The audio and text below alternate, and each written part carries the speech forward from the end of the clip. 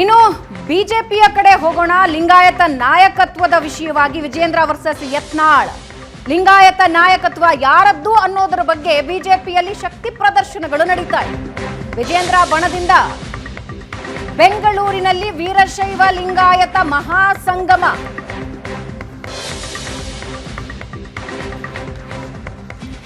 ರಾಜ್ಯ ಬಿಜೆಪಿಯ ಎರಡು ಬಣಗಳ ಮಧ್ಯೆ ಸಮಾವೇಶ ವರ್ಸಸ್ ಸಮಾವೇಶ. ಲಿಂಗಾಯತ ನಾಯಕರ ಶಕ್ತಿ ಪ್ರದರ್ಶನಕ್ಕೆ ವಿಜೇಂದ್ರ ಬಣ ಮುಂದಾಗಿದೆ. ವಿಜೇಂದ್ರ ಬಣಕ್ಕೆ ಪ್ರತಿಯಾಗಿ ಯತ್ನಾಳ್ರಿಂದಲೂ ಸಮಾವೇಶಕ್ಕೆ ಪ್ಲಾನ್ ನಡೆದಿದೆ. ಇತ್ತೀಚೆಗಷ್ಟೇ ರೇಣುಕಾಚಾರ್ಯ ಒಂದು ಸಭೆ ನಡೆಸಿರ್ತಾರೆ. ಆಗ ಯತ್ನಾಳ್ ಹೇಳ್ತಾರೆ, ಅವರು ಸಮಾವೇಶ ನಡೆಸಿದ್ರೆ ಅದರ 10 ದಿನದಲ್ಲಿ ನಾವು ಸಮಾವೇಶ ಮಾಡ್ತೀವಿ ಅಂತ ಯತ್ನಾಳ್ ಅಂದಿದ್ದನ್ನ ನಾವಿಲ್ಲಿ ನೆನಪಿಸ್ಕೊಳ್ಬಹುದು. ಈಗ ಬಿಜೆಪಿಯಲ್ಲಿ ಇದೇ ಶುರುವಾಗಿದೆ. ನೀವು ಶಕ್ತಿ ಪ್ರದರ್ಶನ ಮಾಡ್ತೀರಾ, ನಾವು ಶಕ್ತಿ ಪ್ರದರ್ಶನ ಮಾಡ್ತೀವಿ. ನೀವು ಹೋಗಿ ಹೈಕಮಾಂಡ್ನ ಭೇಟಿ ಆಗ್ತೀರಾ, ನಾವು ಹೋಗಿ ಹೈಕಮಾಂಡ್ನ ಭೇಟಿ ಆಗ್ತೀವಿ. ನೀವು ಸಮಾವೇಶ ಮಾಡ್ತೀರಾ, ನಾವು ಕೂಡ ಸಮಾವೇಶ ಮಾಡ್ತೀವಿ. BS ಯಡಿಯೂರಪ್ಪ ಲಿಂಗಾಯತ ನಾಯಕ ಅಲ್ವೇ ಅಲ್ಲ ಅಂತ ಯತ್ನಾಳ್ ಈ ಹಿಂದೆ ಹೇಳಿದ್ದನ್ನ ಯಡಿಯೂರಪ್ಪ ಬಣ, ವಿಜೇಂದ್ರ ಬಣ ತೀಕ್ಷ್ಣವಾಗಿ ಖಂಡಿಸಿತ್ತು. ಲಿಂಗಾಯತರ ಹೆಸರಲ್ಲಿ ಶಕ್ತಿ ಪ್ರದರ್ಶನಕ್ಕೆ ಒಂದು ಕಡೆ ಬಸನಗೌಡ ಯತ್ನಾಳ್ ರೆಡಿಯಾಗಿದ್ರೆ, ಮತ್ತೊಂದು ಕಡೆ ವಿಜಯೇಂದ್ರ ರೆಡಿಯಾಗಿದ್ದಾರೆ. ಇದೇ ತಿಂಗಳ 22ಕ್ಕೆ ಕೂಡಲ ಸಂಗಮದಲ್ಲಿ ಯತ್ನಾಳ್ ಅಂಡ್ ಟೀಮ್ ಸಭೆ ನಿಗದಿಯಾಗಿದೆ.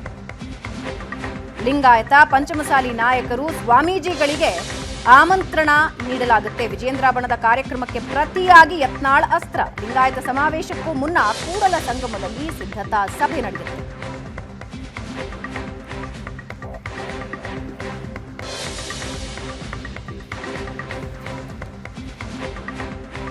ಬಿಜೆಪಿ ಬಣ ಬಡಿದಾಟಕ್ಕೆ ಬ್ರೇಕ್ ಹಾಕ್ತಾರಾ ಗೃಹ ಸಚಿವ ಅಮಿತ್ ಶಾ ಅನ್ನೋದು ಸದ್ಯಕ್ಕಿರೋ ಪ್ರಶ್ನೆ.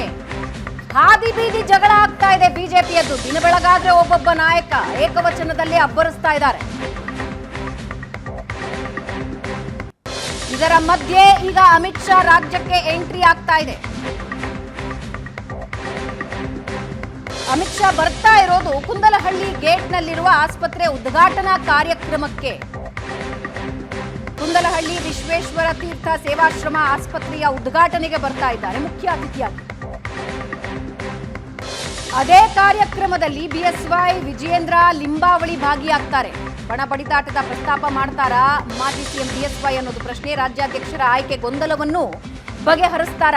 ಯತ್ನಾಳ್ ಟೀಮ ಏಕೈಕ ಬೇಡಿಕೆ ಯಾರು ಬೇಕಾದ್ರೂ ರಾಜ್ಯಾಧ್ಯಕ್ಷ ಆಗ್ಲಿ, ಆದ್ರೆ ವಿಜಯೇಂದ್ರ ಬೇಡ ಅಂತ. ವಿಜಯೇಂದ್ರ ಬಣ ವಿಜಯೇಂದ್ರರನ್ನ ಕೆಳಗಿಳಿಸೋಕೆ ಚಾನ್ಸೇ ಇಲ್ಲ ಅಂತಿದೆ. ಇದರ ಅಂಗವಾಗಿ ಶಕ್ತಿ ಪ್ರದರ್ಶನಗಳು ನಡೀತಾ ಇದೆ.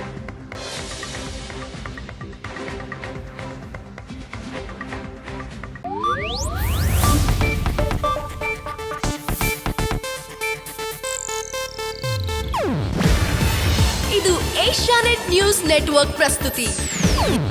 ನೀವು ನೋಡ್ತಿದ್ದೀರಾ ಏಷ್ಯಾನೆಟ್ ಸುವರ್ಣ ನ್ಯೂಸ್.